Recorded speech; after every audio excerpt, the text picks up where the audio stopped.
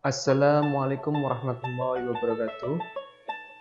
Alhamdulillah, kali ini kita akan lanjut untuk penjelasan mengenai materi nilai norma dan lembaga sosial. Semoga Mas dan Mbak dalam keadaan sehat walafiat dan bisa memahami materi ini dengan baik. Jadi setiap manusia itu kan memiliki kriteria yang berbeda-beda mengenai baik atau buruknya sesuatu. Oleh karena itu, di masyarakat itu membutuhkan yang namanya nilai. Ya, jadi nilai itu nanti fungsinya sebagai pedoman dalam berperilaku di dalam masyarakat. Nah, contoh-contoh nilai itu sendiri ya, misalkan nilai dalam bekerja sama, persaudaraan, rasa kekeluargaan, ketaatan, kedisiplinan, kebersihan, dan ketertiban, serta lain-lain masih banyak lagi. Nah, karena sangat pentingnya nilai di dalam masyarakat, maka nilai itu diaktualisasikan dalam bentuk norma-norma sosial nantinya, yang dilengkapi dengan sanksi-sanksi bagi para pelanggarnya. Nah, setelah nilai dan norma itu nanti disepakati serta diterima oleh anggota masyarakat, maka nilai dan norma tersebut disosialisasikan, nantinya akan diberitahu kepada seluruh anggota masyarakat secara turun-temurun. Ya, kayak Mas dan Mbak kan tahu nilai yang ada di dalam masyarakat, nilai norma itu kan dari orang tuanya, diturunkan secara turun-menurun. Tujuannya apa? Kenapa itu disosialisasikan atau disampaikan kepada generasi penerusnya? Tujuannya agar seluruh anggota masyarakat itu mau menyesuaikan perilakunya dengan nilai dan norma yang berlaku, sehingga bisa tercipta sebuah keteraturan sosial. Nah, nilai sosial itu bisa didefinisikan sebagai ukuran-ukuran, ya, patokan, anggapan, keyakinan-keyakinan yang hidup dan berkembang di dalam masyarakat, serta dianut oleh banyak orang dalam lingkungan masyarakat mengenai apa yang benar, apa yang pantas, sesuatu yang luhur dan baik untuk dilakukan. Jadi ya, nilai sosial itu merupakan aktualisasi dari kehendak bersama. Tadi itu kesepakatan bersama. Kesepakatan bersama sebuah masyarakat mengenai segala sesuatu yang dianggap benar atau baik. Pada intinya, adanya nilai sosial di dalam masyarakat itu bersumber pada tiga hal, yaitu Tuhan, masyarakat, dan individu. Sumbernya itu. Jadi setiap masyarakat itu pasti mempunyai nilai yang berbeda-beda. Hal ini itu disebabkan karena setiap masyarakat pasti punya tolak ukur nilai yang berbeda-beda pula. Selain itu ya, perbedaan cara pandang masyarakat terhadap nilai itu mendorong munculnya perbedaan nilai itu tadi. Seperti yang sudah kita pelajari bersama, ada berbagai paradigma di dalam masyarakat atau di dalam memahami sebuah masyarakat. Begitu pula di dalam nilai ya, nilai yang dianut oleh sebagian masyarakat itu pasti berbeda. Antara nilai yang dianut oleh orang Jawa pasti berbeda dengan orang Sunda, orang Bali, orang Papua, dan sebagainya. Nah, suatu nilai itu dapat tetap dipertahankan apabila nilai tersebut itu mempunyai kebermanfaatan bagi kehidupan masyarakat itu sendiri. Kalau nilainya nanti sudah dianggap tidak bermanfaat lagi, pasti akan ditinggalkan atau terjadinya sebuah perubahan sosial ya. Nah, menurut Profesor Dr. Notonegoro itu secara umum nilai dapat dibedakan ke dalam tiga macam, yaitu nilai vital, nilai material, dan nilai kerohanian. Nilai material itu segala sesuatu yang berguna bagi fisik manusia, misalnya makanan, minuman, ya itu contohnya ya. Sedangkan kalau nilai vital artinya merupakan sebuah salah satu atau bisa diartikan sebagai segala sesuatu yang berguna untuk mengadakan kegiatan atau aktivitas manusia.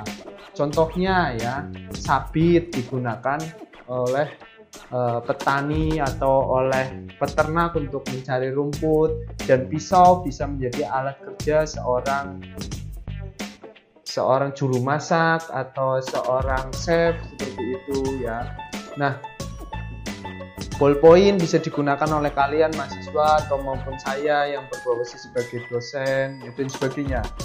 Yang ketiga ada nilai kerohanian, yaitu segala sesuatu yang berguna bagi rohani manusia.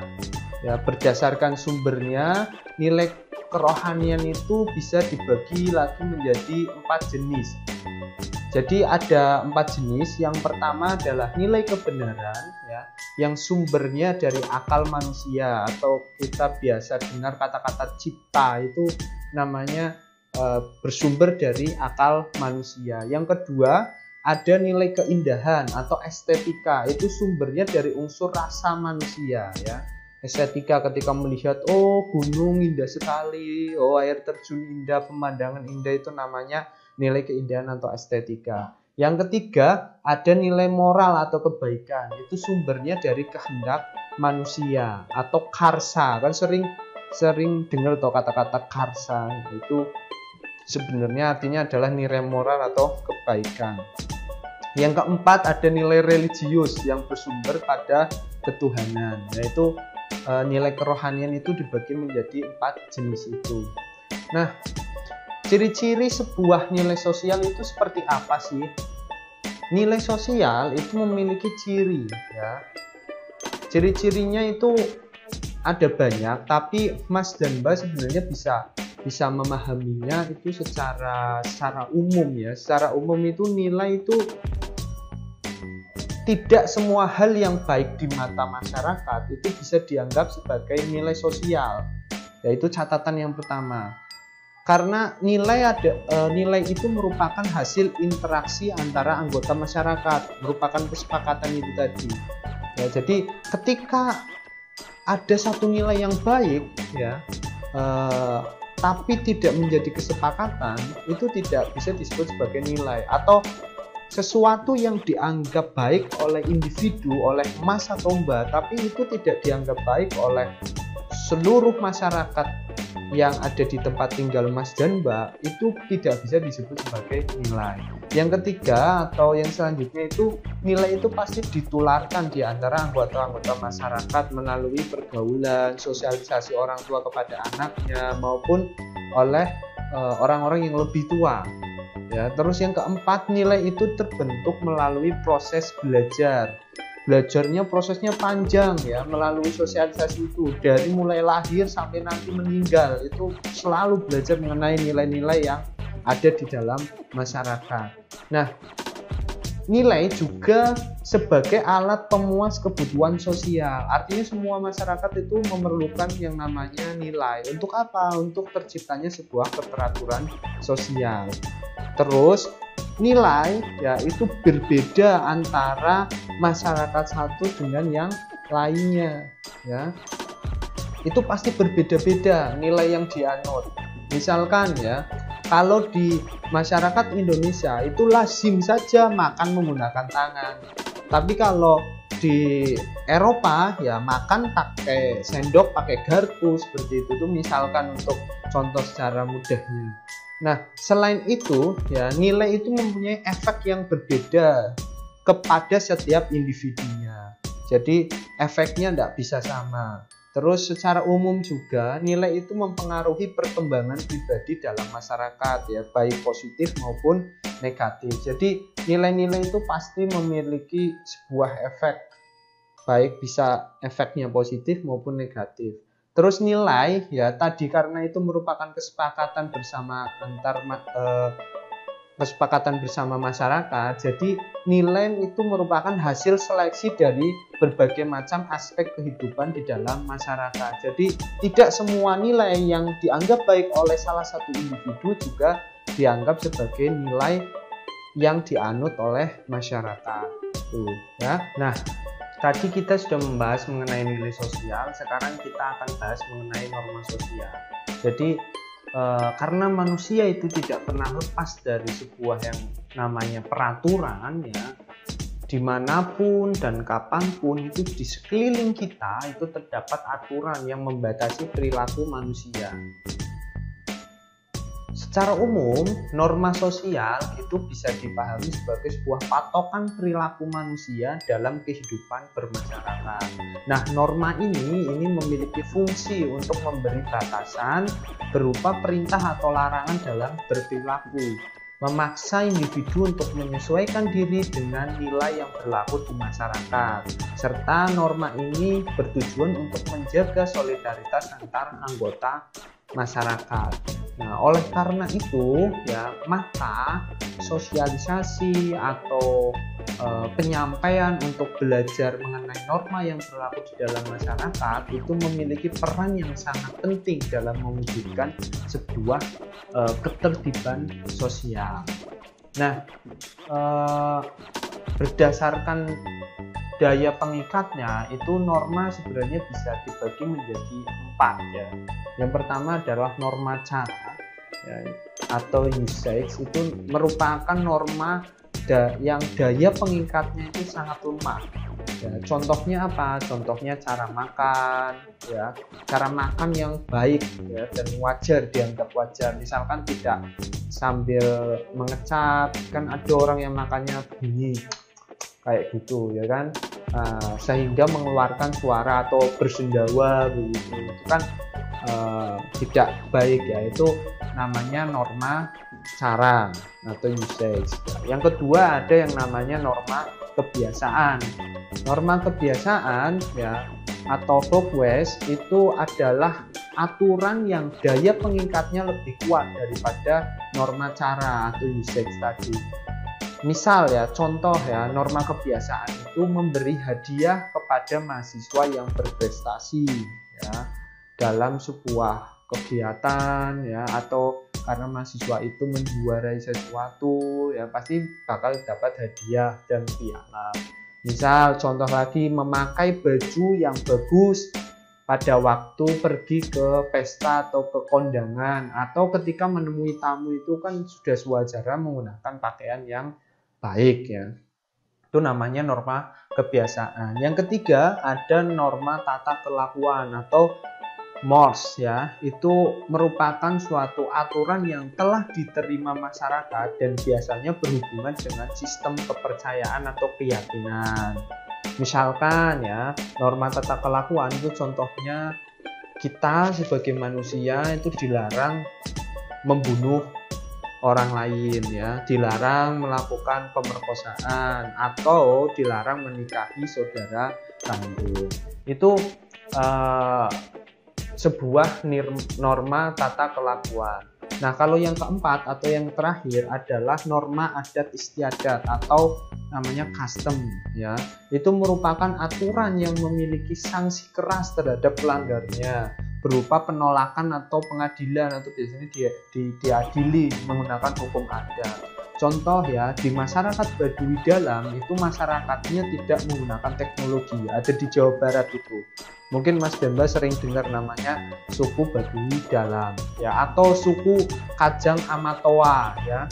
Di Sulawesi sana itu seluruh warganya itu harus berpakaian serba hitam. Kalau mau menjadi bagian dari masyarakat suku Kajang Amatoa ya harus pakai pakaian yang serba hitam. Nah, itu contohnya.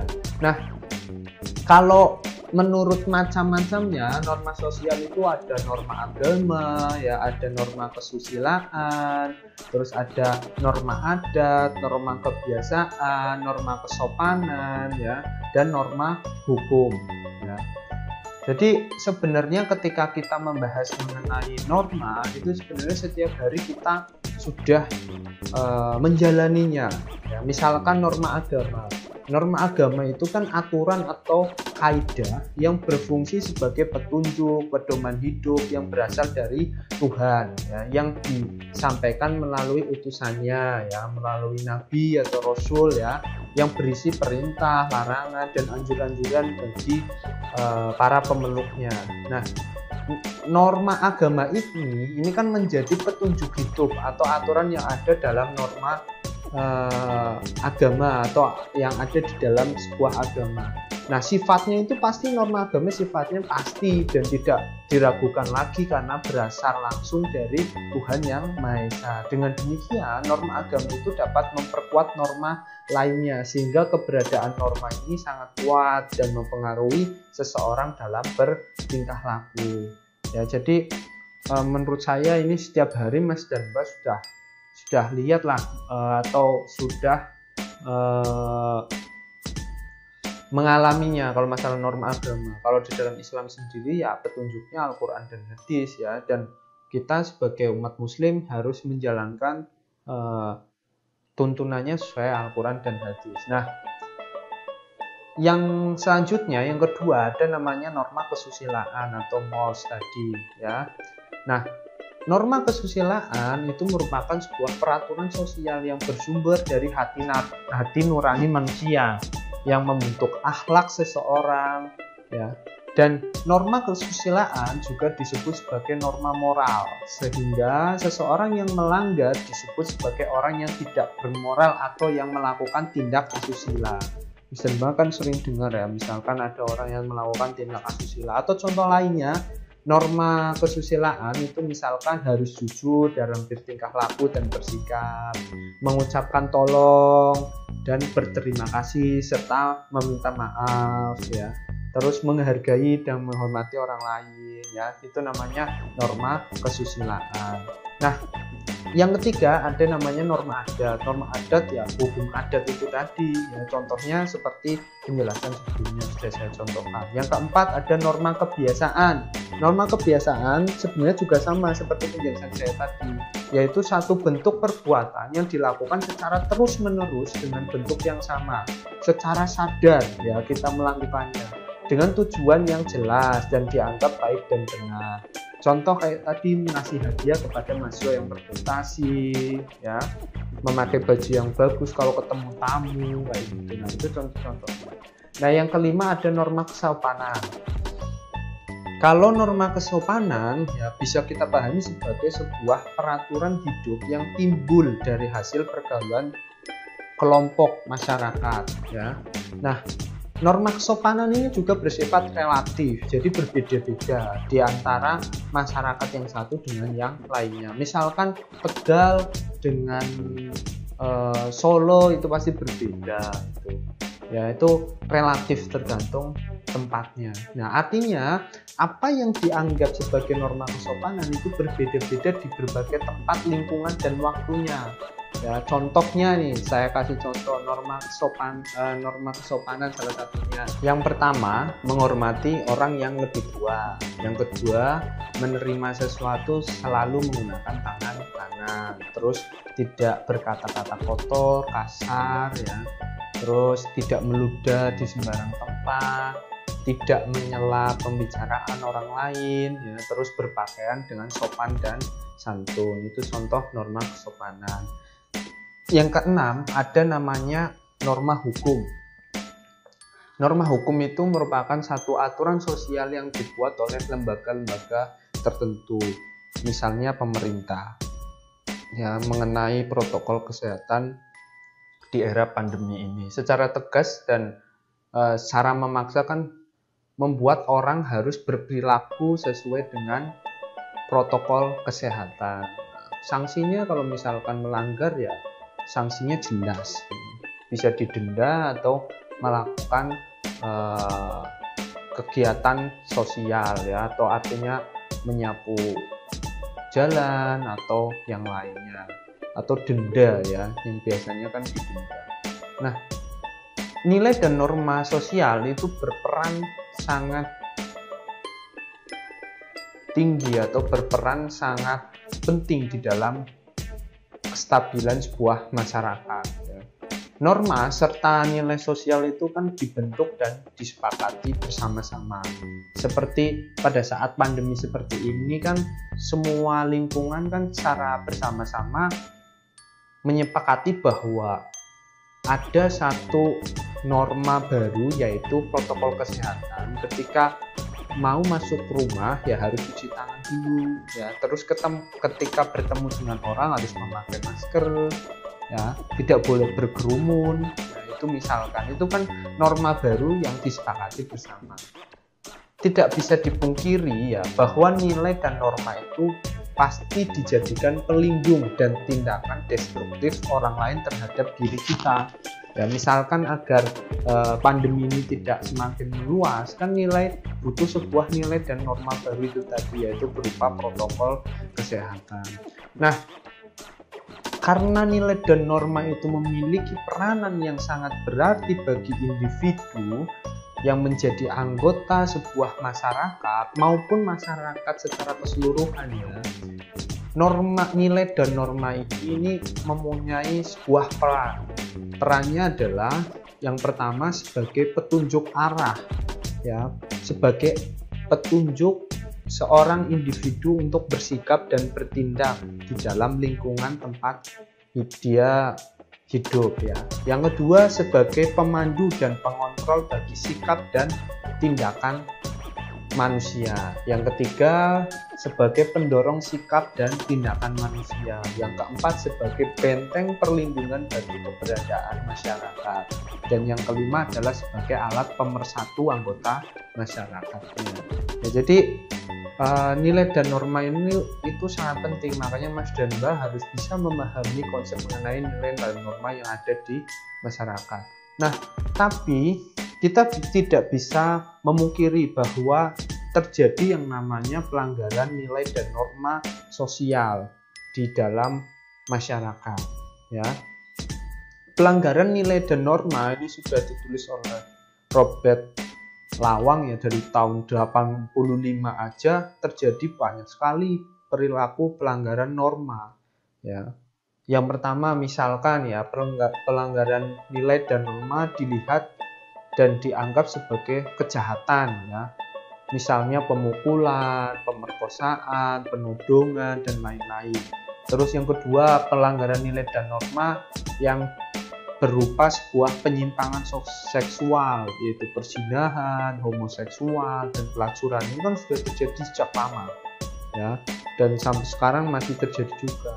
Yang ketiga ada bentuk konsumsi yang sangat berlebihan, misalnya alkohol, ya, narkoba, ya, itu salah satu pelanggaran nilai dan norma dalam bentuk konsumsi, ya, yang berlebihan. Nah, yang keempat ada gaya hidup, misalnya suka berjudi, ya, geng-geng motor yang melakukan anarkisme, ya, dan sebagainya. Nah, lantas bagaimana solusi dari semua itu, ya?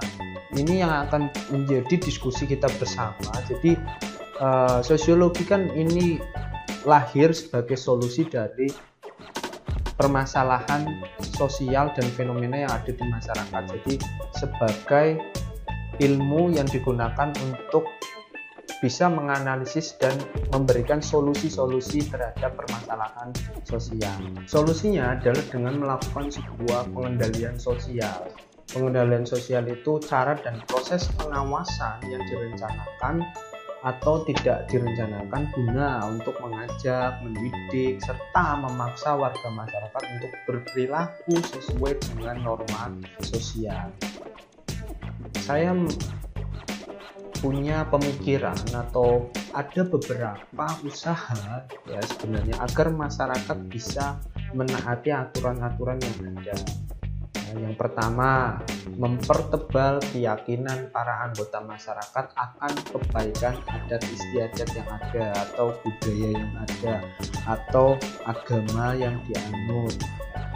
Yang kedua, memberi ganjaran atau reward, ya, kepada warga masyarakat yang taat. Sebaliknya juga memberikan punishment kepada warga yang melanggar nilai dan norma. Yang ketiga, ya, mengembangkan rasa malu, ya, atau menanamkan rasa malu dalam jiwa masyarakat yang melanggar nilai dan norma. Atau kita bisa tanamkan sendiri kepada anak kita, kepada keluarga kita, ya, budaya rasa malu kalau melanggar nilai dan norma. Nah, yang keempat yaitu mengembangkan rasa takut dalam jiwa masyarakat yang hendak menyeleweng dari nilai dan norma dengan berbagai ancaman dan kekuasaan. Misal ditempel di masa pandemi ini ya, masuk perumahan asri misalkan ya, harus memakai masker dan mencuci tangan. Kalau yang tidak boleh masuk ya. Itu dikontrol seperti itu. Nah, itu ada beberapa cara dan solusi. Untuk cara-cara yang lain nanti kita diskusikan di dalam Zoom atau Google Meet yang akan kita laksanakan bersama-sama. Nah, selanjutnya saya akan menjelaskan mengenai lembaga sosial. Jadi tadi kita sudah belajar mengenai nilai, kita sudah belajar mengenai norma, sekarang kita belajar mengenai lembaga sosial. Lembaga sosial itu merupakan satuan norma khusus ya, yang menata serangkaian tindakan yang berpola ya, untuk keperluan khusus manusia dalam kehidupan bermasyarakat. Jadi di dalam lembaga sosial atau biasa disebut sebagai pranata sosial itu isinya sebuah norma-norma yang telah disepakati bersama dalam ruang lingkup yang lebih besar. Nanti lembaga sosial itu dibagi menjadi banyak, ada lembaga agama, lembaga hukum, lembaga kesehatan, lembaga pendidikan. Pokoknya semuanya Mas dan Bos sudah biasa mendengar dan mengalami. Nah, terbentuknya lembaga sosial itu bermula dari sebuah kebutuhan masyarakat akan keteraturan hidup bersama. Sebagaimana yang diungkapkan oleh Profesor Sujono Sukanto, ya, lembaga sosial tumbuh karena manusia dalam hidupnya memerlukan keteraturan. Nah, untuk mendapatkan keteraturan hidup bersama, makanya dirumuskan norma-norma dalam masyarakat sebagai panduan dalam bertingkah laku.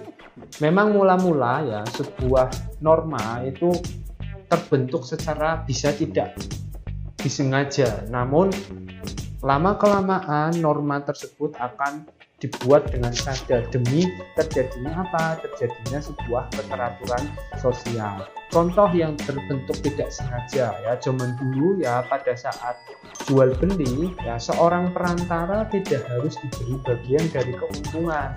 Tapi lama-kelamaan kan terjadi kebiasaan bahwa perantara atau sekarang itu lebih sering disebut sebagai makelar itu harus mendapat bagian ya. Nah, di mana yang akan memberi bagian atau keuntungan kepada makelar itu kan perlu ditentukan nilai dan normanya. Apakah si pembeli ataukah si penjual ya. Itu kan dulu belum diatur, kalau sekarang udah diatur. Pasti yang membeli adalah penjual ya, dan pembeli juga memberi tapi sedikit ya. Biasanya itu lebih banyak penjual yang memberikan banyak kepada makelar. Besarannya berbeda-beda di tiap tempat, ada yang 3%, ada yang 2% gitu. Nah, lembaga sosial itu memiliki tipe-tipenya ya. Menurut John Lewis Gillin ya, atau John Philip Gillin, tipe-tipe lembaga sosial itu bisa diklasifikasikan ada beberapa jenis ya. Kalau berdasarkan sudut perkembangannya ya, yang pertama ada crisis institution, itu artinya institusi yang tidak sengaja tumbuh dari adat istiadat masyarakat. Contoh lembaga perkawinan ya, hak milik ya, dan agama. Yang kedua ada annexed institution, itu artinya institusi yang sengaja dibentuk untuk mencapai satu tujuan tertentu. Contohnya lembaga utang piutang dan lembaga pendidikan. Ya, itu kan setiap hari Mas dan Mbak juga sudah sering mendengar dan bahkan setiap hari sudah pernah ke lembaga-lembaga tersebut ya. Nah, kalau berdasarkan sudut nilai yang diterima oleh masyarakat itu ada yang namanya basic institution, yaitu institusi sosial yang dianggap penting untuk memelihara dan mempertahankan tata tertib dalam masyarakat. Contohnya keluarga, sekolah, dan negara. Ya, itu namanya basic institution. Yang kedua namanya subsidiary institution, namanya aja subsidiary. ya, itu merupakan sebuah institusi sosial atau lembaga sosial yang berkaitan dengan hal-hal yang dianggap oleh masyarakat kurang penting dan berbeda di masing-masing masyarakat, seperti rekreasi, ya. Nah, contohnya itu rekreasi lah, itu kan nggak penting ya, dan itu hanya menjadi satu lembaga kebutuhan sekunder bukan primer.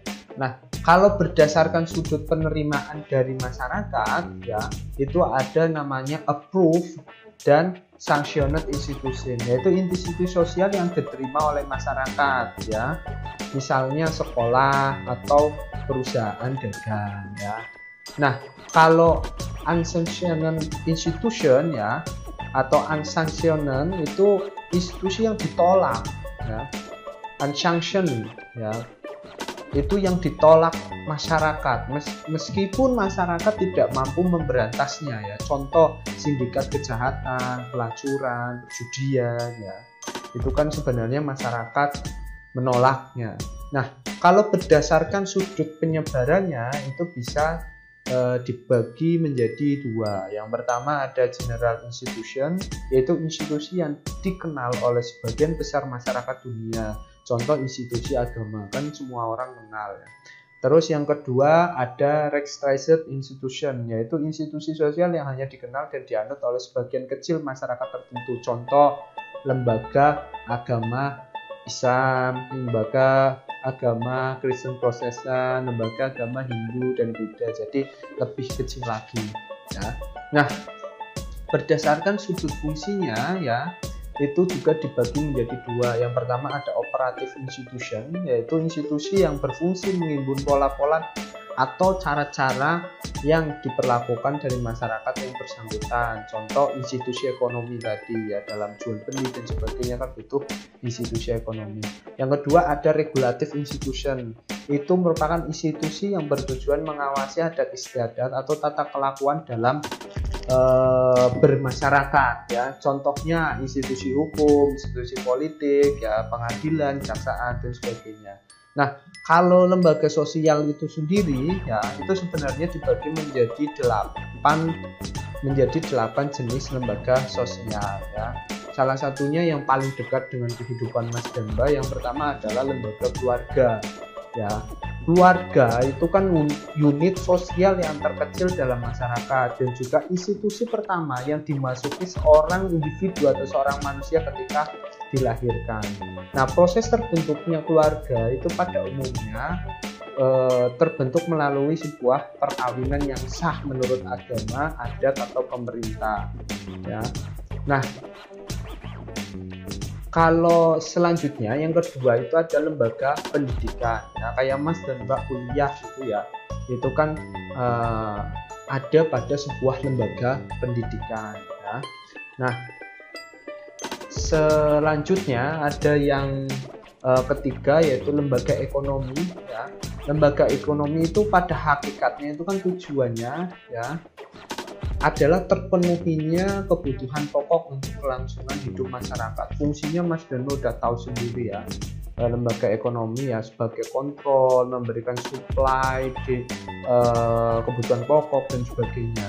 Nah, kalau selanjutnya ada lembaga agama. Lembaga agama ya itu kan merupakan lembaga yang fungsinya adalah sebagai sistem keyakinan dan praktik keagamaan dalam masyarakat ya, yang telah dirumuskan dan dibakukan. Fungsinya sebagai pedoman hidup, sumber kebenaran ya, pengatur tata hubungan manusia dengan manusia, manusia dengan Tuhan, yaitu bisa nanti Mas dan Mbak amati sendiri ya. Terus lembaga selanjutnya ada lembaga politik ya. Lembaga politik itu lembaga yang menangani masalah administrasi dan tata tertib umum demi tercapainya keamanan dan ketentraman masyarakat ya. Lembaga politik itu jenisnya itu banyak sekali ya, tapi bentuk pranata atau institusi politik yang mengkoordinasi segala kegiatan perpolitikan kan pada intinya adalah sebuah pemerintahan atau negara ya. Jadi fungsinya kan banyak ya, kayak kalau DPR sendiri yang membuat undang-undang, kalau eksekutif ya melaksanakan program-program untuk pembangunan dan sebagainya. Nah, Selanjutnya ada lembaga hukum. Kalau lembaga hukum sudah jelas sekali ya, lembaga hukum ya lembaga yang sebagai alat pengatur tata tertib hubungan dalam bermasyarakat ya. Misalkan ada yang melanggar ya akan diadili dan akan dihukum ya. Nah, yang terakhir ada namanya lembaga budaya ya. Kalau lembaga budaya itu merupakan sebuah lembaga publik dalam satu negara yang berperan dalam pengembangan budaya, ilmu pengetahuan, lingkungan, seni, dan pendidikan pada sebuah masyarakat ya, yang ada pada satu wilayah, daerah, atau sebuah negara. Fungsinya lembaga budaya itu ya untuk melestarikan budaya yang ada di daerah itu atau secara umum ya di Indonesia. Nah, itulah penjelasan mengenai materi nilai, norma, dan lembaga sosial.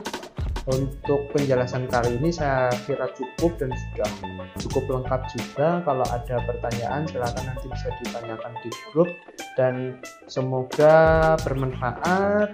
Dari saya cukup sekian dulu. Assalamualaikum warahmatullahi wabarakatuh.